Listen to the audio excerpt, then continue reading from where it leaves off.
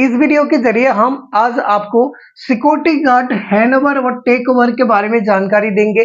दोस्तों, आप जब भी किसी भी सिक्योरिटी गार्ड में ड्यूटी करने जाते हो, वहां पे आपको क्या होता है, हैंडओवर और टेक ओवर लिखना होता है। दोस्तों, इस वीडियो के जरिए आपको हैंडओवर टेक ओवर कैसे लिखा जाता है, कौन सा पॉइंट आपको हैंडओवर टेक ओवर में ध्यान देना पड़ता है, आपको मैं स्टेप बाय स्टेप सिखाऊंगा। दोस्तों, मैंने बोर्ड में आपको लिखे रखा हूँ 5 आपकी बातें आपको ध्यान देना पड़ेगा जब भी आप हैंड ओवर और टेक ओवर लिखते हो। सबसे पहले मैंने लिख के रखा हूं, देखो यहाँ पे पहला पॉइंट है, व्हाट इज हैंड ओवर और टेक ओवर। हमको हैंड ओवर और टेक ओवर के बारे में क्या है इसको जानना जरूरी है। दूसरा क्या है, स्लैक लैंग्वेज। ठीक है, आप किस लैंग्वेज में हैंड ओवर टेक ओवर लिख सकते हो उसके ऊपर डिपेंड करेगा वो किस राज्य से बिलोंग करता है और उसको क्या क्या भाषा आता है। तीसरा क्या होता है, गिव डिस्क्रिप्शन, मतलब आप उस शिप का पूरा डिस्क्रिप्शन देना होता है उस हैंडओवर के अंदर। अभी क्या होता है, चौथे नंबर में क्या है, your area and location counting any equipment. ठीक है, ये भी आपको क्या करना पड़ेगा, आपको जिस एरिया में आप ड्यूटी करते हो, आप जब टेक ओवर दोगे दूसरे शिप को, तो आपकी मतलब जितना भी आपके एरिया है वहां पे क्या क्या चीज रह गया है, क्या क्या चीज पहले था अभी क्या नहीं है, पूरा आपको एक डिस्क्रिप्शन लिखना है और अपने नेक्स्ट शिप को आपको बताना है। ठीक है, अभी 5वें नंबर में क्या है, सिग्नेचर। आपको कैसे कैसे सिग्नेचर कराना है, अगले बंदे को कैसे आपको टेक ओवर लेना है देना है, ये सब आपको इस वीडियो के जरिए स्टेप बाय स्टेप सिखाऊंगा।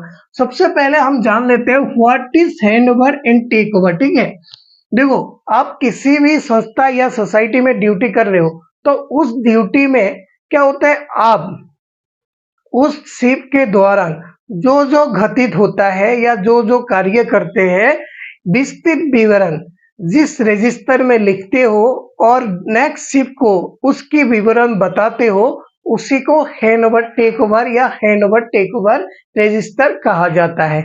दोस्तों, अभी नेक्स्ट हम जानते हैं स्लैक लैंग्वेज। इसमें एक चीज ध्यान देना पड़ता है, तो आपकी जो आपने कौन सा राज्य से बिलोंग करते हो, जैसे इंडिया में बहुत सारे राज्य होते हैं, हर राज्य की भाषा अलग अलग होता है। तो आपको हिंदी आते तो आप हिंदी में लिखिए, इंग्लिश आता है तो इंग्लिश में लिखिए। और आपको एक चीज ध्यान देना पड़ेगा, आपका जितना भी रिलीवर है वो कौन सा लैंग्वेज अच्छे से पढ़ पाता है और अच्छे से उसको मतलब समझ पाता है, उस लैंग्वेज को आपको लिखना पड़ेगा। दोस्तों, जैसे आपकी जो रिलीवर है उसको इंग्लिश नहीं आता है, सिर्फ हिंदी आता है, तो आपको हिंदी इंग्लिश दोनों आता है, तो आपको एक काम करना पड़ेगा, आपकी रिलीवर देख के आपको क्या करना पड़ेगा, हिंदी लैंग्वेज में लिखना पड़ेगा आपको टेक ओवर हैंड ओवर को। ठीक है, तीसरे नंबर में क्या होता है, गिव डिस्क्रिप्शन। दोस्तों, ये तीसरे पॉइंट आपको बहुत ज्यादा जरूरी है जानकारी होना।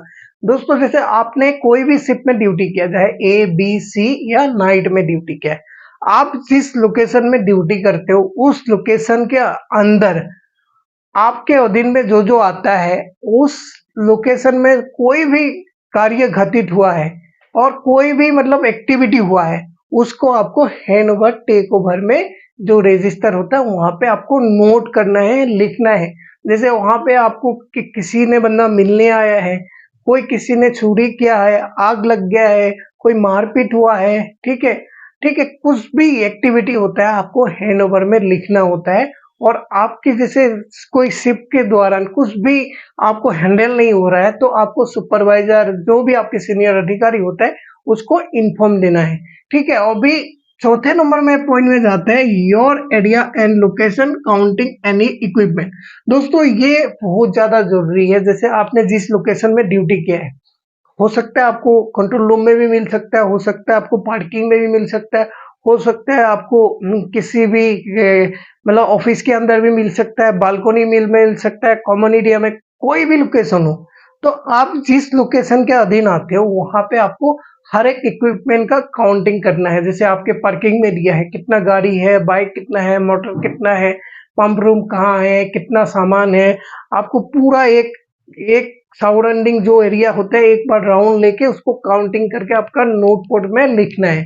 तो आपको मैं बता देता हूँ, जैसे दूसरा रिलीवर को आप शिफ्ट चेंज करोगे, जब आप टेक ओवर दोगे तो वहां पे आपको उस जो आपकी रिलीवर होगा उसको बताना है कि मेरा शिप में ये सामान था और ये सामान अभी भी है, और कोई भी सामान वहां से कोई ले जाता है आपके अधीन पे, तो आपको पूछ के आपके जानकारी आपने देखा होगा ले जाते हुए, वो भी नोट करना है। उसको बताना है कि सुबह में या मॉर्निंग में या नाइट में ये सामान था, ये सामान फलाना मतलब कंपनी ने, फलाना आदमी ने, उसने ये सामान ले गया है, मैंने यहाँ पे नोट करके रखा हूँ, तो अगले शिफ्ट से आप देख लेना, ये सामान आपको लिखना नहीं है, ठीक है।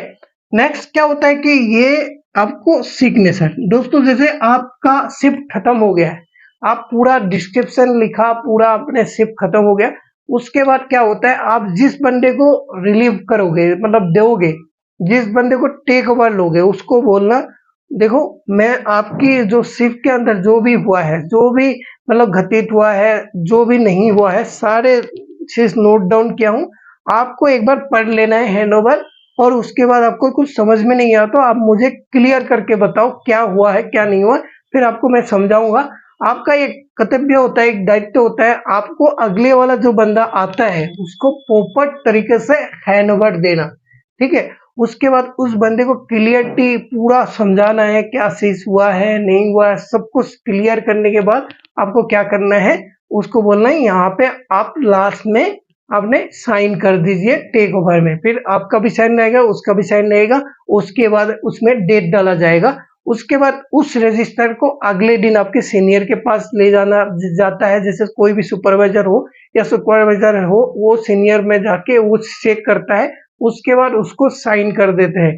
दोस्तों ये वीडियो आपको अच्छा लगा हो तो हैंडओवर टेक ओवर के बारे में पूरा बेसिक आपको मैं डिस्क्रिप्शन के थोड़ा सा एक अलग से मैं बताया हूँ, और मेरे वीडियो में आप नए हो तो प्लीज लाइक, सब्सक्राइब और शेयर जरूर कीजिए। तब तक के लिए नमस्कार, जय हिंद।